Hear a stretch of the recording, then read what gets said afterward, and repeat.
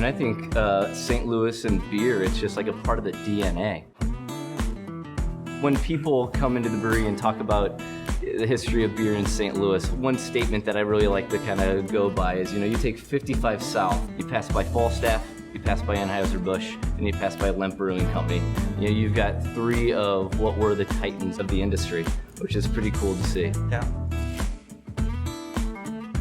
Right now we have 50 breweries in a 50-mile radius, and if it wasn't for Anheuser-Busch down the street, I think the landscape of St. Louis would look a lot different. Yeah, I think, more than anything, Anheuser-Busch has made St. Louis a beer drinking town. What we're seeing today is what was back in the day with neighborhood breweries. Schlafly paved the way for what we're doing without question. Yeah. Helping train the palate of the consumer to get into beer, and that's not easy. It took them 20 years essentially to really, grow at a kind of a steady clip, and then for us to turn the corner and, to have this craft beer explosion here.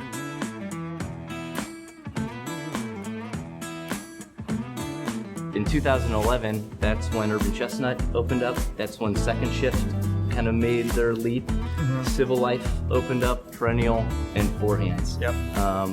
4 or 5 breweries all opening up in the same year and all thriving. I think the Midwest is kind of a grab bag. We do a little bit of everything here in the Midwest. Run the gamut from, flavorful 4% beers all the way through big stouts and barrel aging. Side project brewing. My former head brewer, Corey King, they make some of the most inventive beers. They're creating, in my mind, a whole new category of production in the St. Louis scene. Yeah, I mean, Urban Chestnuts, they're big. The new Midtown location is just expansive. Yeah. And beautiful. They make really solid beers, consistent beers. They're kind of mixing that old world traditional with new world, the reverence and revelation. So Four Hands, our portfolio is everything from Single Speed, which is a 5% blonde ale with jasmine flower, to Madagascar, which is an imperial milk stout aged in bourbon barrels with Madagascar vanilla beans, and kind of everything in between.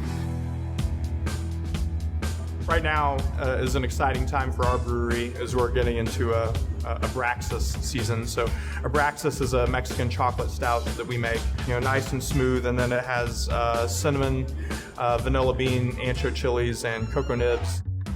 I think it's the beer that's kind of put us on the map and people know us most for.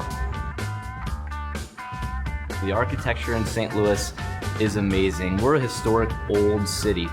And when you go to the West Coast and you look at breweries, and it's all industrial parks, right? And you come to the Midwest and you look at breweries, and it's in these old, abandoned, awesome buildings. Mm-hmm. You're not going to find a fresher beer than probably at the brewery. And I think the tap room is also going to show a little experimentation, which maybe you're not going to be able to find out in the market. Maybe the brewery's working on a new beer and they're kind of throwing it out there in the tap room to gain some insight from the consumer.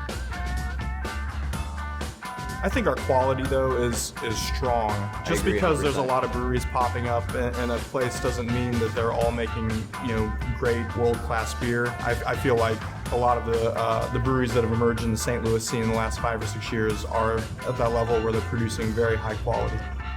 I think St. Louis has a lot to offer. The beer here is, like we've said, it's amazing. Everything from Anheuser-Busch to Perennial and everything in between.